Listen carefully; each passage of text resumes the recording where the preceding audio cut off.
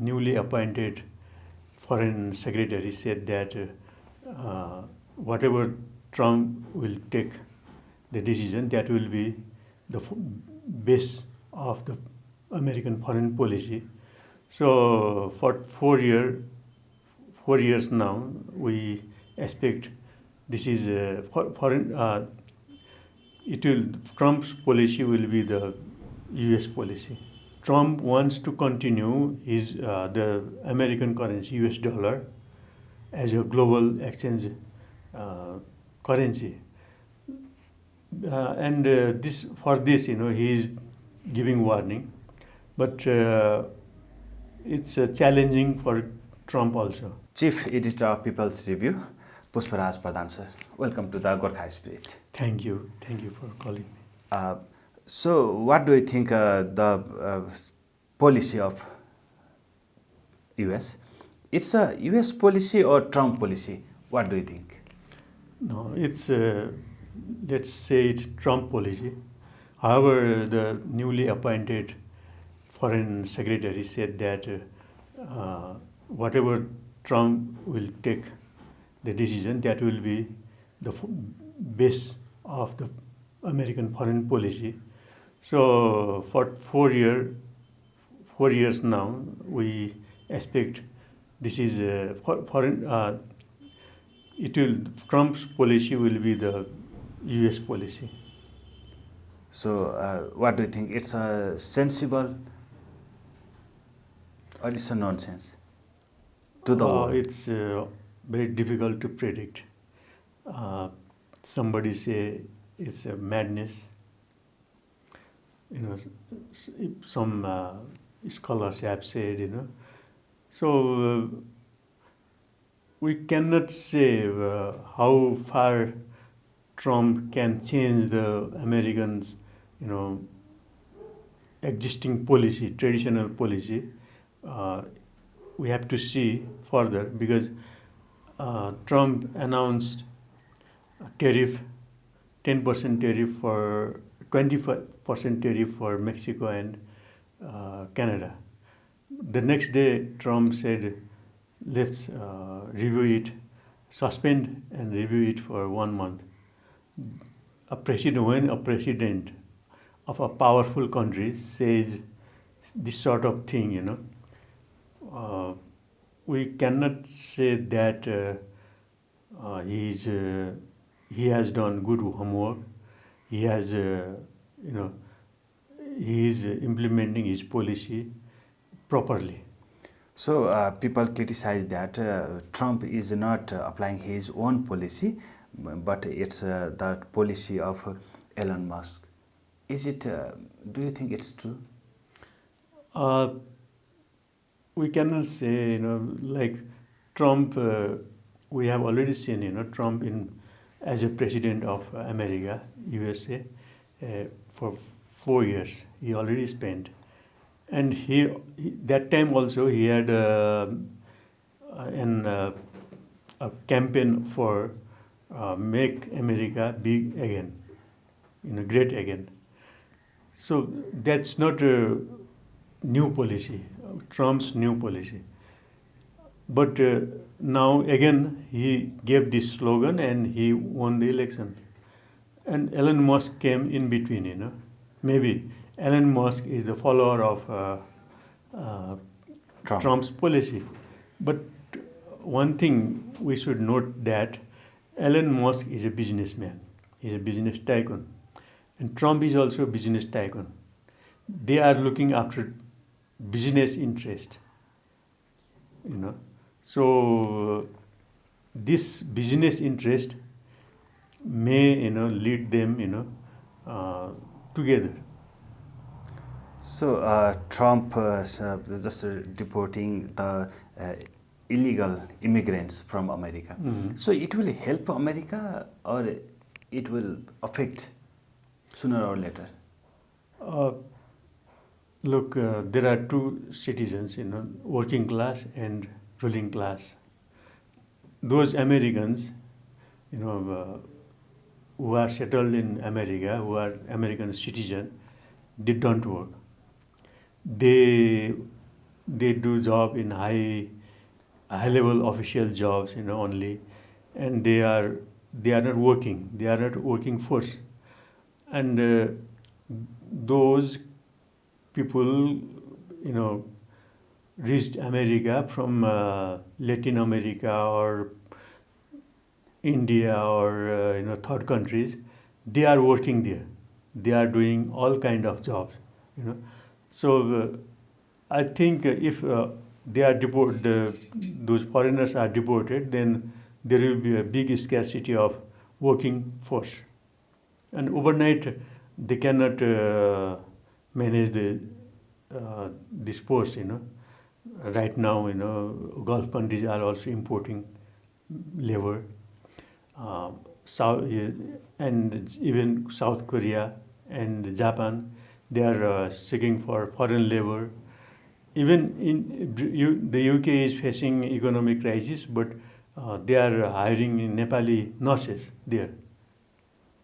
So, because of shortage of manpower, they are hiring. Maybe after deportation of those illegally migrated or staying people there, America, America may fix quota, giving quota for India, 1 lakh, Nepal 1 lakh, youth should go there and work, this sort of thing also, he may introduce, because there will be scarcity of manpower, working force in America after deportation of all those people.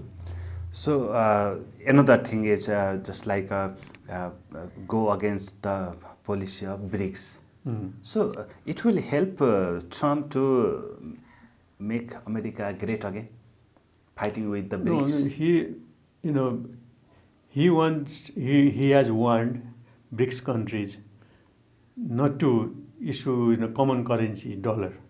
This is his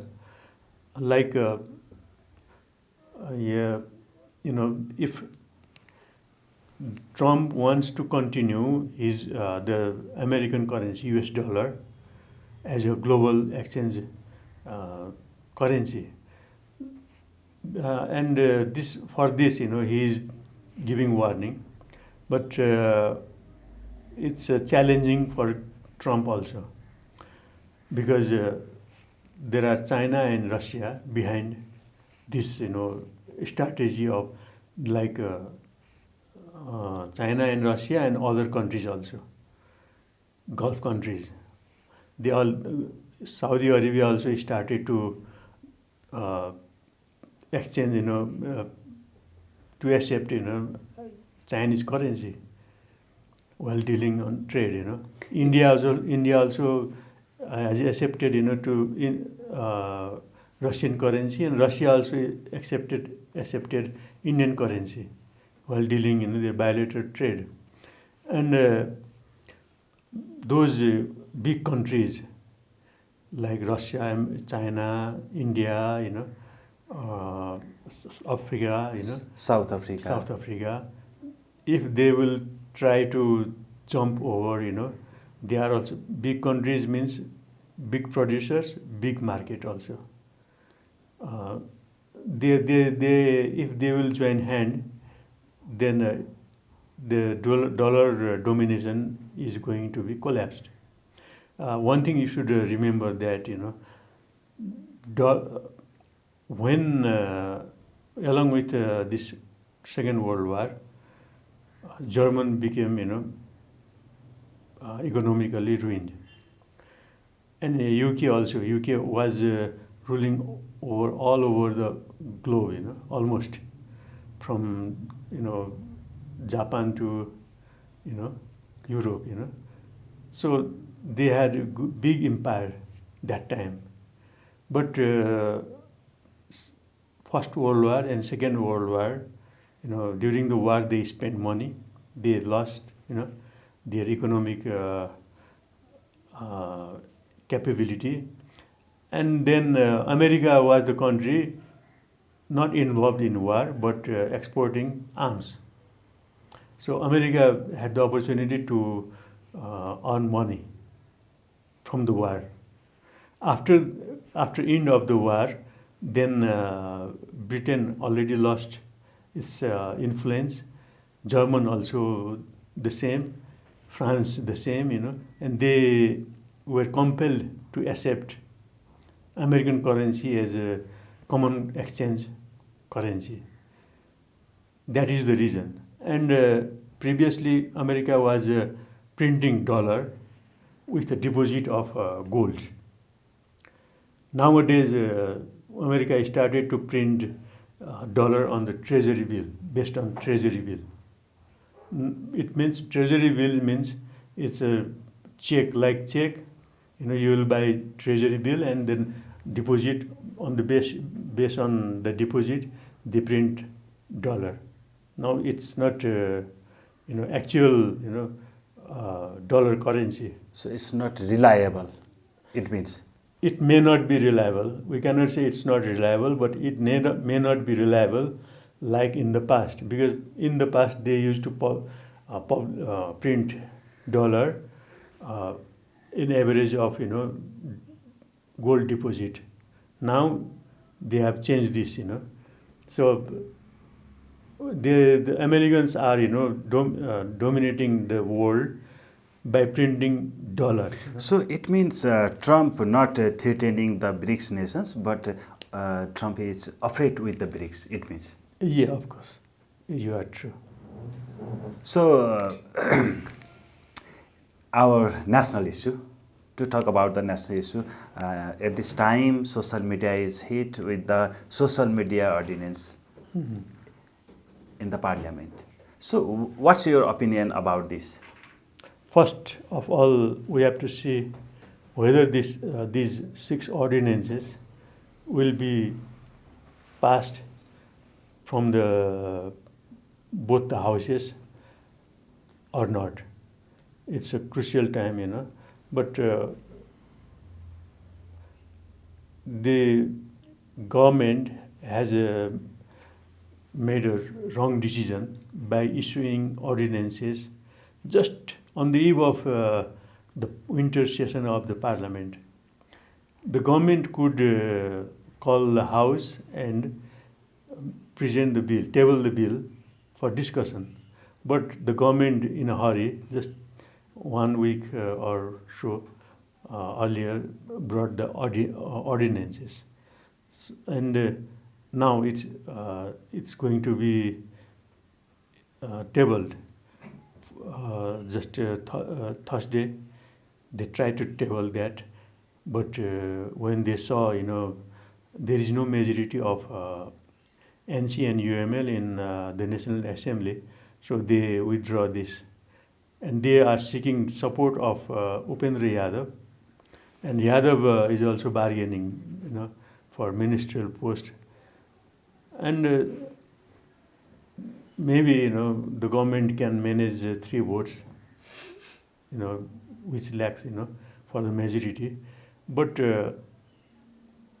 this is not a good practice. In a democracy, the government should write a bill and there are elected people in parliament. They should discuss and they should table the bill and pass from the house. This is the right way. But the government is trying to impose their own interest, and some people are saying that mafia people are involved in drafting these ordinances, and maybe there could be give and take. So especially talking about the media bill, they are also supreme leaders of both the parties. They are not against this, but second generation leader in Nepali Congress, they are opposing this bill. They are, there are many, vague language has been used, in many places, like objectionable issue, like somebody, if some journalist will publish or produce, uh, uh, things with news or content. content with objectionable issues, then he is punished. He is eligible for punish. That means what is objectionable issue? That should be defined first. We are exercising democracy. In a democracy, that democracy is guaranteed for Freedom of speech. freedom of press, freedom of speech, So, what is objectionable or what is not? If you go to, Muslim countries, especially Saudi Arabia or Afghanistan or Iran, the ladies folk, they cannot show their face. If they show their face, then it's objectionable. So, what is objectionable? That also should be defined properly to give direct guidance to the journalist. Otherwise, it's vague. It's confusing. So, how far it is going to be implemented, I don't know. But the government will have the, may misuse this law, ordinance. So, what do you think it will pass from the both house, or it will Now the devise question something? is, now the ordinance, one ordinance should be passed by both the house, both the house in the parliament, like House of Representative and National Assembly. In House of Representative, there is comfortable majority of the coalition alliance, But in the National Assembly, they lack 3 votes to claim majority. So if National Assembly will fail the vote against, the ordinance, then it will be rejected. So maybe the government manage 3 votes, or say horse trading, or say buying votes, 3 votes. The government can manage, but it is not wise. I feel that the ordinances should be filled, and they should be reintroduced in the House, and the House will discuss on this. So, what do you think the opposition parties will just go against this ordinance, or they will support it? No, the opposition parties have already made it clear that they will oppose, they will protest against the ordinance. They try to fail the ordinance, but who knows? So you don't believe the opposition parties? No. I believe they are against the ordinance, but there are some independent candidates. There are some small candidates, members from small parties. They may influence. The government may influence those people. So there is no guarantee of rejecting it. No, until now, it's like for 2 days, it's not guaranteed. So if Upendra Yadav will support, in give and take basis, then the ordinances will pass. So if the ordinance passed from the upper house, means National Assembly, and it will be passed from the House of Representative, lower house, it is applied, it becomes the law. Rules, law, then what will happen in the context of journalism, press? It will further, it will further impose, this contribute for perverism, means this democracy will become more non-functional. So very soon, Nepal is going to be the North Korea or China or just like Gulf countries, some of the Gulf countries, Taliban like Afghanistan. So we have to face such a condition in the days to come. It is possible? If we continue this system, look, just the finance minister amended the budget. The budget which was presented by the finance minister, that has been amended by this finance minister. The reason is that the government was unable to collect targeted revenue and was unable to spend targeted expenditure. It means we have adopted very expensive system. So the government is unable to manage this system, unable to fund this system. That's why our development works have been hard, affected, and we don't have money, investment fund for development projects. We say it capital project also, and on the other hand, we are spending all our revenue just to feed those people elected, job holders. I say it. Instead of elected people like mayor, ward chair, all are receiving money, receiving salary and allowances, and the mayors are keeping an advisor. They all, if you include all of them, then total, beside from our civil service, total political expenditure will be for 40,000 people. The government will have to feed. Like mayor will keep assistant, his personal secretary and advisors team, all are taking money from the revenue. So it has become very white elephant for the nation. So if we will continue this system, we are going to fall into a serious debt trap sooner or later, because we don't have industries, and we don't have any production. We are relied on imports, from foreign countries, and we are sending our capable people to foreign countries, and we are relied on remittance sent by them.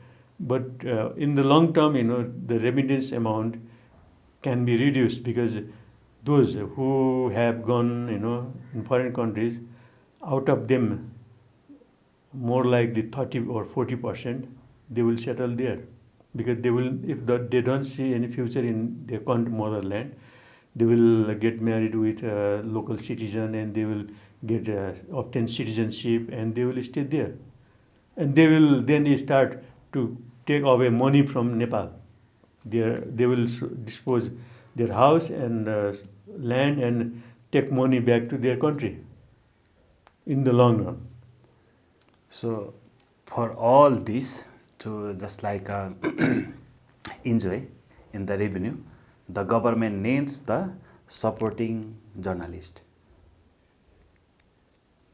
No, government should change. First of all, the government should change this system. Sustainable system we need.